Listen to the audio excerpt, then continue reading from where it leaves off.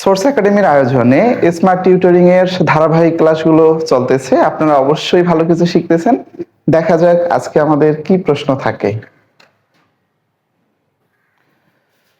যে প্রশ্নগুলো কম্পিউটারের অংশ থেকে যে কোনো চাকরি পরীক্ষা, এমনকি বিশ্ববিদ্যালয় তাছাড়াও এইচএসসি পরীক্ষাতেও আসে।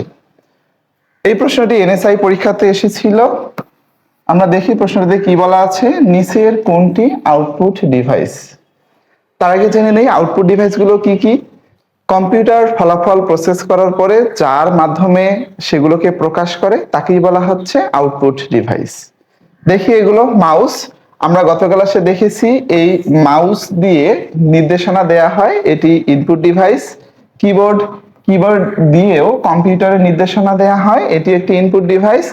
প্রিন্টার, দেখেন প্রিন্টার দিয়ে কিন্তু আমরা কোনো কমান্ড কম্পিউটারে দেই না, বরং কম্পিউটার থেকে একটা ফলাফল কাগজের মাধ্যমে প্রিন্ট করে আমাদেরকে প্রদর্শন করে, অর্থাৎ এখানে প্রিন্টারই হচ্ছে আউটপুট ডিভাইস। অপরদিকে এই স্ক্যানারও হচ্ছে একটি ইনপুট ডিভাইস। তাহলে আমরা জানলাম নিচের কোনটি আউটপুট ডিভাইস, সেটি হচ্ছে প্রিন্টার।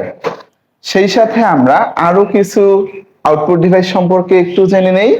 আউটপুট গুলোর মধ্যে গুরুত্বপূর্ণ হচ্ছে monitor, printer, speaker, plotter, projector ও হচ্ছে হেডফোন। আমরা অনায়াসেই এগুলোর মধ্যে হেডফোন, মনিটর, প্রিন্টার, এমনকি মোবাইল ফোনে স্পিকার ব্যবহার করি, যার মাধ্যমে আমরা প্রসেসকৃত তথ্যগুলো আউটপুট হিসাবে পাই বা শুনতে পারি। সবাইকে অসংখ্য ধন্যবাদ।